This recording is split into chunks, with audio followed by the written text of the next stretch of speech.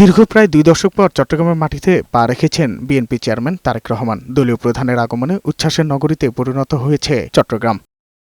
ভোর থেকে দলে দলে চট্টগ্রামের পোলোগ্রাউন্ড মাঠে আসতে থাকেন বিএনপি নেতাকর্মী সহ সাধারণ মানুষ। জেলা, উপজেলা ও নগরের বিভিন্ন ওয়ার্ড থেকে খণ্ড খণ্ড মিছিল নিয়ে নেতাকর্মীরা পোলোগ্রাউন্ড মাঠে জড়ো হয়। ব্যানার ফেস্টুন সহ মিছিলে নানা স্লোগানে মুখর হয়ে ওঠে জনসভা মাঠ। সমাবেশ শুরুর আগেই পোলোগ্রাউন্ড মাঠ কানায় কানায় পূর্ণ হয়ে ওঠে। আগামীর বাংলাদেশ বিনির্মাণে তারেক রহমানের কী পরিকল্পনা আছে তা সরাসরি শুনতে মাঠে জড়ো হয়েছে নেতাকর্মীরা।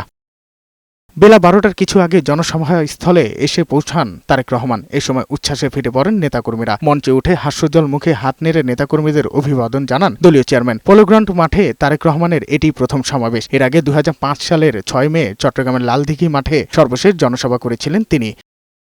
চট্টগ্রামের সাথে পারিবারিক একটি আবেগ জড়িয়ে আছে জানিয়ে তারেক রহমান বলেন, বিএনপি যখন ক্ষমতায় আসে তখনই দেশের মানুষের জীবনমান উন্নয়নে কাজ করে। শিক্ষা, স্বাস্থ্য, কৃষিখাত, কর্মসংস্থান, খাল খনন সহ বিএনপির নানা পরিকল্পনার কথা তুলে ধরে তিনি বলেন, চট্টগ্রামকে বাণিজ্যিক রাজধানী হিসেবে গড়ে তোলা হবে। দেশনেত্রী খালেদা জিয়া উদ্যোগ গ্রহণ করেছিলেন, কিন্তু সময়ের অভাবে সম্পন্ন করে যেতে পারেনি। আমরা দেখেছি বিগত ১৫ বছরে এই ব্যাপারে কোনো উদ্যোগ কেউ গ্রহণ করেনি।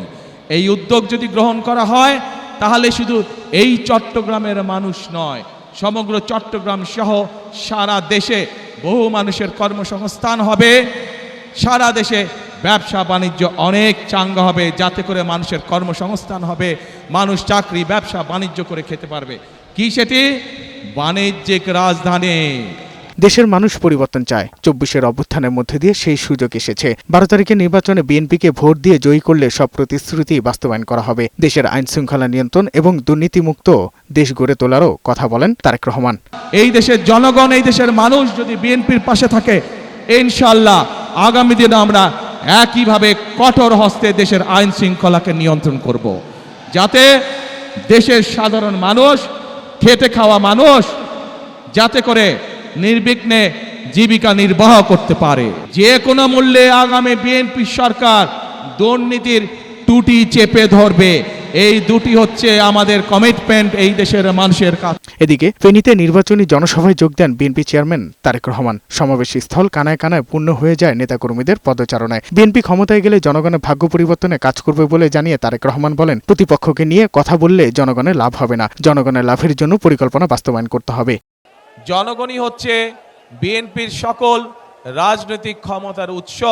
বিগত ১৫ বছর যেমন আপনাদের ভোটের অধিকার কেড়ে নেওয়া হচ্ছিল জোর করে, এখন যখন আবার গণতন্ত্রের ভিত্তি, গণতন্ত্রের চলার পথ শুরু হয়েছে, তখন একটি মহল কিন্তু ষড়যন্ত্র শুরু করেছে। আপনাদের ভোটের অধিকার, কথা বলার অধিকার কেউ ষড়যন্ত্র করে কেড়ে নিয়ে যেতে না পারে। চট্টগ্রাম সফর শেষে কুমিল্লা ও নারায়ণগঞ্জে একাধিক পথসভায় অংশ নিয়ে রাতে ঢাকায় ফেরার কথা রয়েছে তারেক রহমানের।